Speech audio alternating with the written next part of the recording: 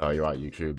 I noticed that some of you were saying, yeah, make us some more informative videos and whatnot, so I thought, yeah, I'll give it another shot.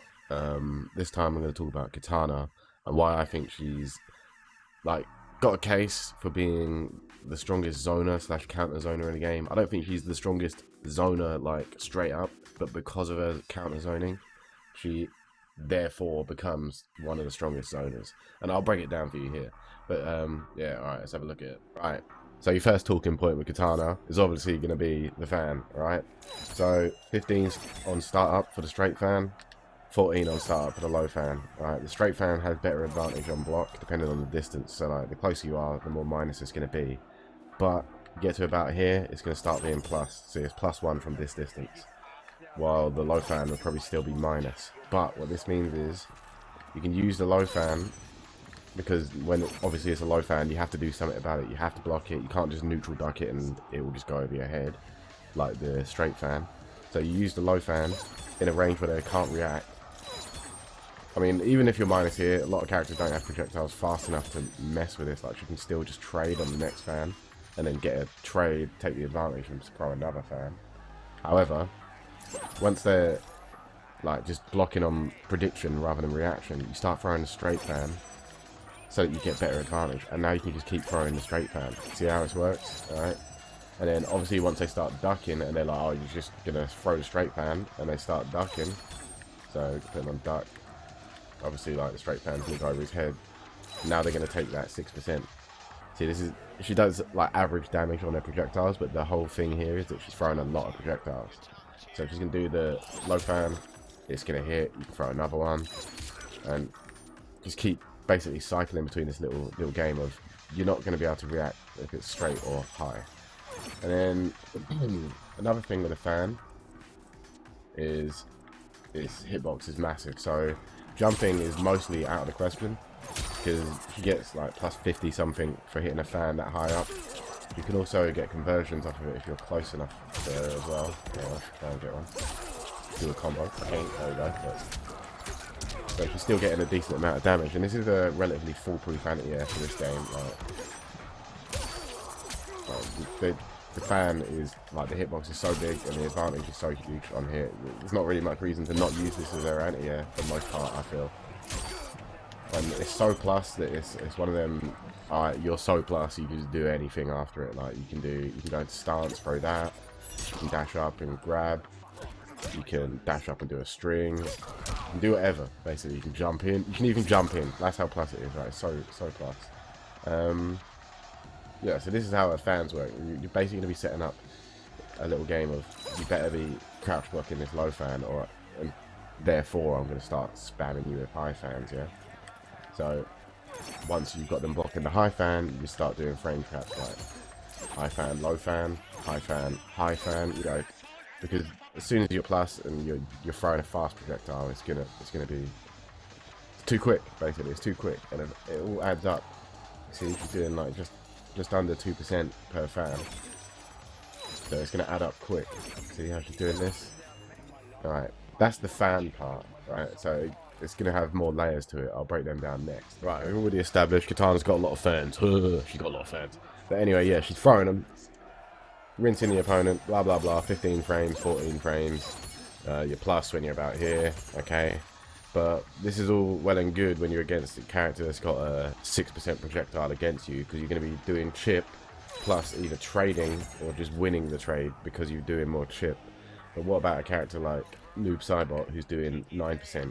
Like you see here, okay, you're losing the trade. But the thing that Kitana has is the stance, alright? So what this is an option to react like with one button to what's going on in the screen. It's not like Scorpion players who have to press 3 things to get a teleport to punish a projectile, maybe. This one is like, you're in the stance, now you play A, B or C, right? Option A, let's say, is teleport, which you can do on reaction to them doing a fireball, like that, you see? That was late as well. If they do nothing, just do B, which is throw the Psy, which is +22, so at +22 you get to throw a low fan. And then you're back in the game that I've shown you before, you know, high fan, low fan, so you could have thrown a high fan. And another good thing about this is, let's say they're jumping.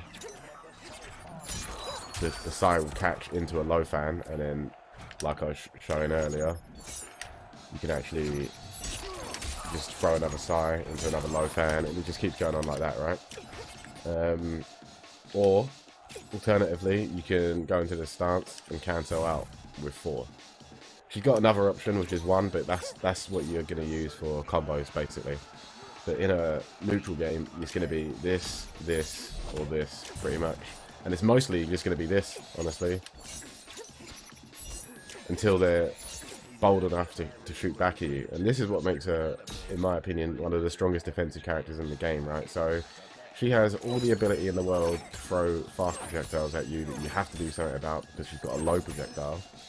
And also all the ability in the world to counter your projectiles. So it's not as simple as just, okay, I can get the life lead and then I can win the war of attrition. She can theoretically win a zoning war down by like a massive chunk of life just because you can't hit her. So like, she could be down 20%, let's say, and as long as she reacts correctly to your projectiles, which is only 1 button, so it's really hard to mess up that sort of reaction. You need a move like a Liu Kang fly kick or a Sub-Zero slide to deal with this sort of thing properly. Because like when she throws that, then she can get hit by those sort of moves. But when you're against another character with projectiles, it's not such an easy thing to deal with. So yeah, she has the stance. The stance basically makes her invulnerable. I'm not gonna. She's not actually invulnerable. It basically makes her invulnerable to the zoning game of other characters. Even there are other sort of characters that can mess around with us against the stance a bit, but even then, the fan game may be enough. Like Cetrion, for example. Cetrion doesn't like low fan, jump fan, things like that, because the low fan wins the trade against the ground pound.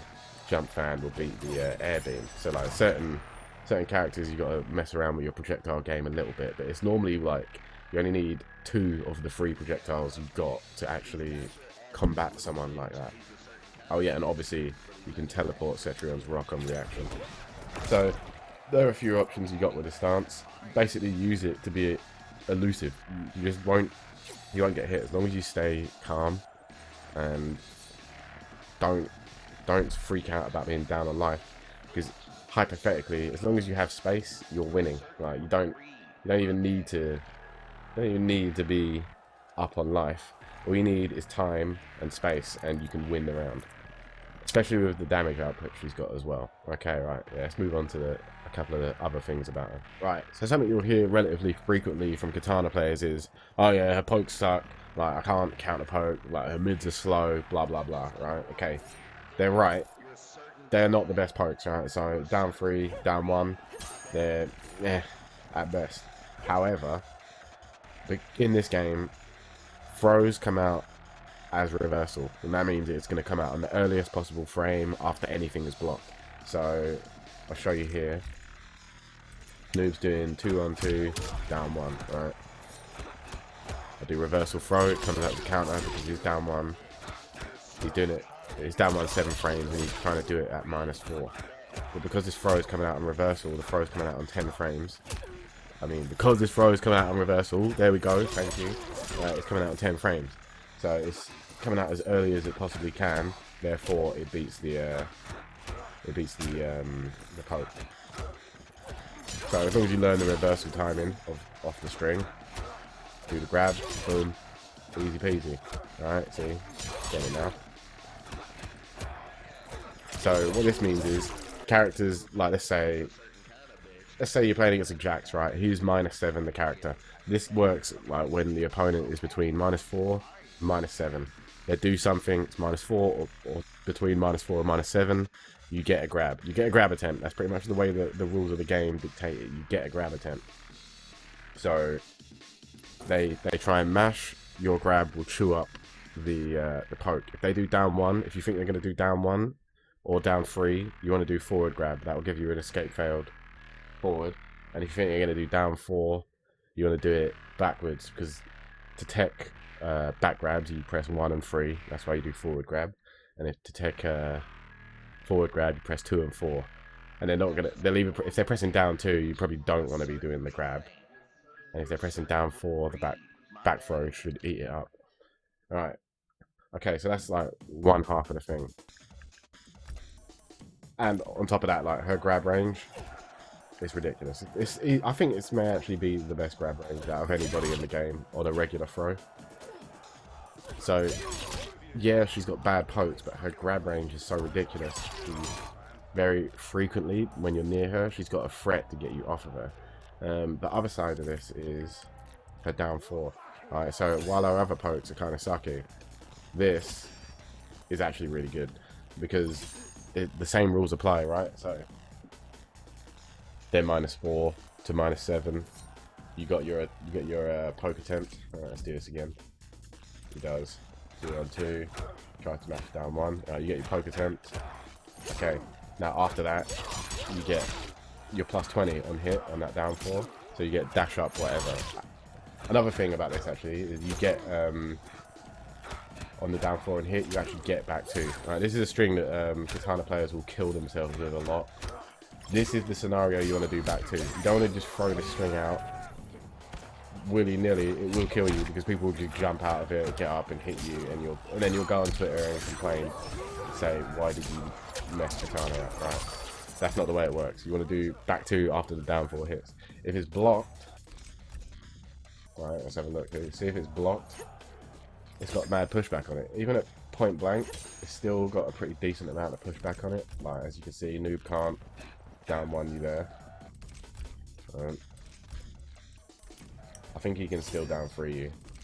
But Noob's got a pretty good down 3, so that makes sense. A lot of characters probably won't be able to reach you there, and he can still down 4 you. However, you can also take into account the range that down 4 is blocked. So like, say if it's blocked there, he's not gonna be able to hit you with pretty much anything, I don't think. Yeah, that down 4 misses, down 3 misses, down 1 misses. It all misses. You can only get highs, which means then from those ranges you only have to look out for the highs. So yeah, her poking game, like defensively, is basically designed about getting them off of you. You don't have to worry so much about like going ham on them when you've got your turn. It's more about just getting back to the game that she's actually strong at, which is as soon as she's like from here, it's just party time with fans. So you get the grab. Why are you taking my grab, huh? Stop taking my grab. So you get the grab. Okay, perfect. You're in a good distance. Start throwing fans now. You've got a bit of advantage. Same thing off the forward grab. Alright, so this is the way you want to play defensively with her, or like around the pokes and the grabs. And another thing she has is, this is for -7, right? Her back one. This is the string that they all say, like all the Kitana players, like, yeah, her mids are slow. This is the mid that is slow, right? It's slow enough that if they're not -7, a lot of characters will mash on it. However, if they are -7, now you can start using this. So you need to learn the frame data of the other character. So like, again, Jack's -7 the character, you can actually do this a lot again.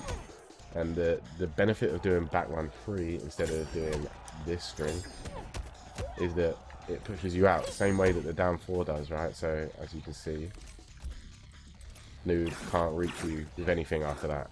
So then if you start swinging, you can create opportunities to whiff punish them.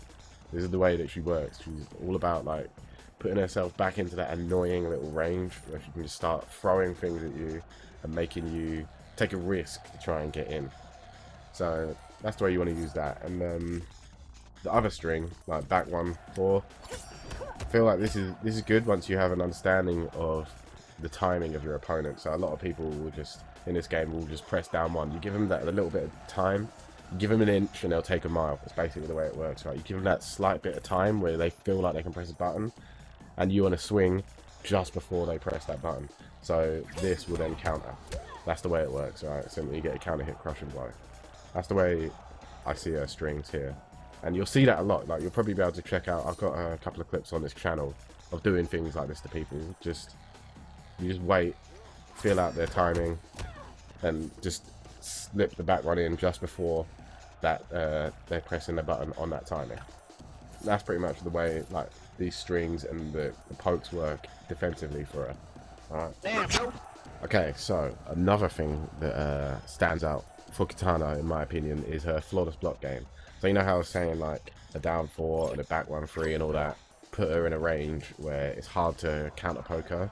That means that there's very few moves that the opponent can actually choose from in their repertoire to actually hit you in that space. So what that means is there's very few timings that you need to flawless block what they're going to do. So let's take this.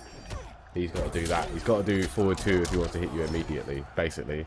So that means all you have to be wary of is forward 2, and if he swings with forward 2, you can launch him for forward 2. So now it becomes a bit of a threatening game, even though you've done pretty much nothing. Yeah, see, you've done pretty much nothing. Looks cool, you get some damage. If you can actually do a combo, which I can't. I can do a combo. You can't. There we go. Yeah, so you're getting respectable damage, and it's not even costing you any more resource, and your bar's already pretty much come back. See, most characters would have to spend a second bar there, like a Garrus would have to spend like a choke or another freeze. A Lao would have to spend an EX spin or something like that, which is basically draining all of their resources, where she doesn't have to. So she's got one of the fastest flawless blocks, comes out in 8 frames. It's not going to get broken by most moves. Like sometimes double hitting moves will break your up to, but rarely happens with her, and it reaches low, high, and horizontally as well, so it's rarely going to let you down. And this is actually pretty strong for her because it works. Like all the things that she's doing are going to put her in that awkward space. See what I'm saying? Going to put her in that awkward space where a lot of the times they're going to have to choose like 1 or 2 moves that they could possibly do to actually touch you, and if they don't, they'll probably open themselves up to being whiff punished or something along those lines, or have to do dash up grab or something like that, you see? Or just do nothing and give you the space to get out and start throwing fans again, you see what I'm saying? So keep that in mind as well. Her flawless block game, she may even have the best flawless block game out of anyone in the game. I mean, you can spend the bars on the flawless block and get 43%, pretty sure.